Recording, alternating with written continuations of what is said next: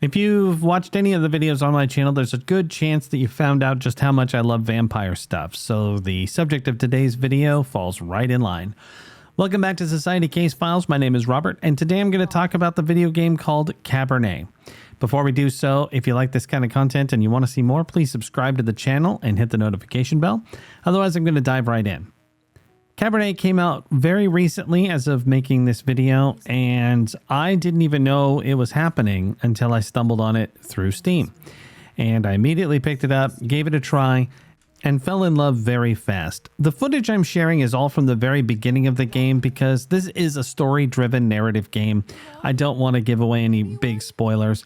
This is stuff you would see in the first half hour of playing.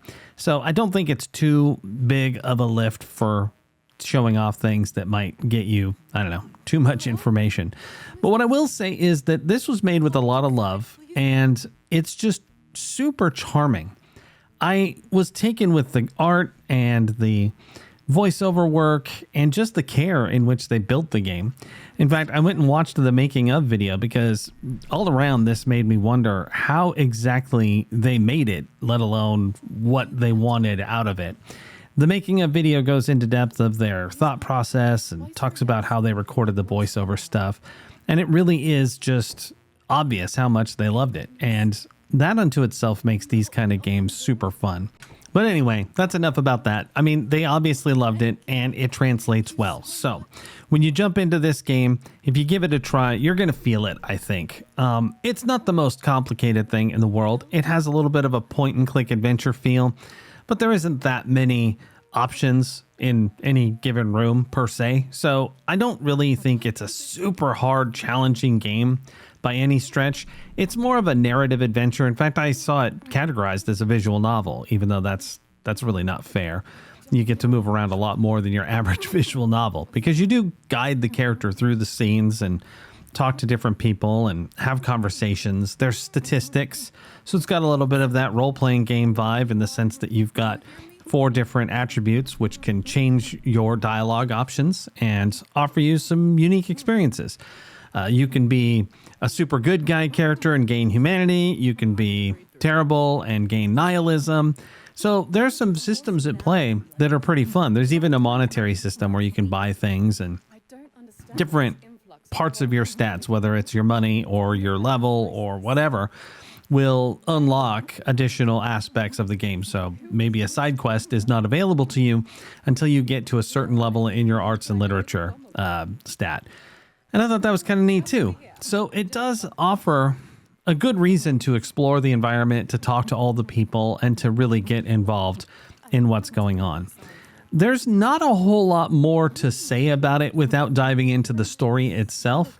It is a vampire game set in the late 19th century. It's set in Eastern Europe. You wouldn't necessarily know it based on the accents and stuff that the people use, but it's funny because they actually do address accents and their decisions with the voice acting in the making of video, which I'm going to link in this video. So if you are curious, you can go and check it out. And just another point about the developers, I wrote them and asked, hey, how did you make this? What did you make it on? What was the engine?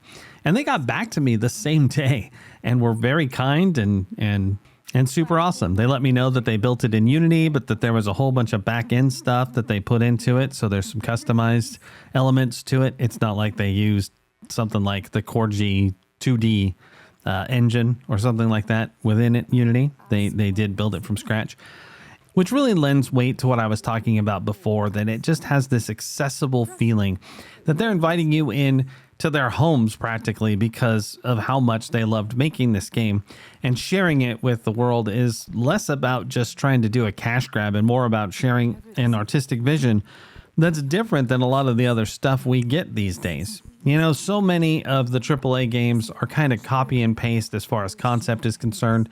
And with rare exceptions, from one to the next, you sort of know what you're going to get, especially with something like an Assassin's Creed release. You're going to get one every 1 to 2 years. You're going to get a Madden every year, a Call of Duty every year. And then intermixed within those, you get derivatives of those games that are kind of like it, but have this element, whatever.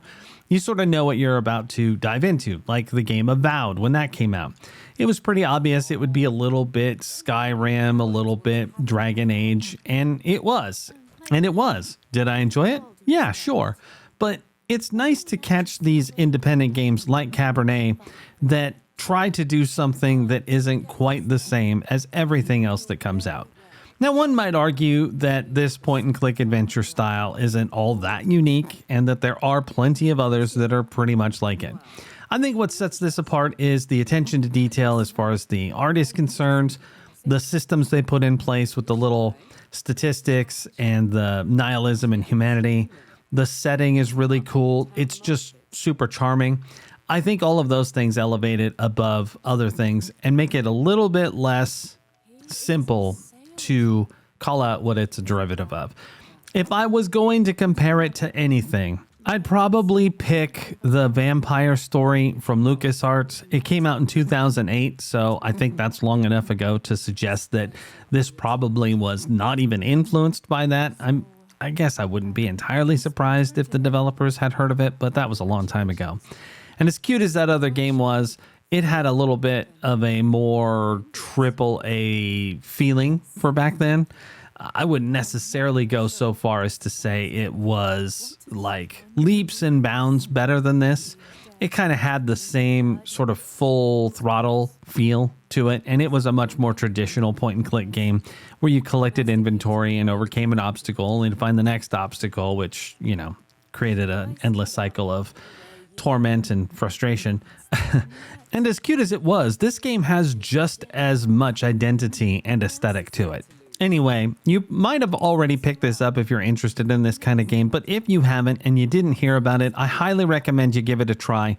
I've had an absolute blast with it. It's super fun, and I think if you watch the making of, even if you're kind of on the fence, they'll probably sell you on giving it a shot. It's also not very expensive. It's on Steam. I think it's on multiple platforms, to be honest. So all around, definitely a big thumbs up. But that's enough from me. Have you tried Cabernet? Do you like these independent games? Are you into point and click adventure? Let me know what your favorite one is below and let's have a conversation. But otherwise, this is Robert with Society Case Files signing off.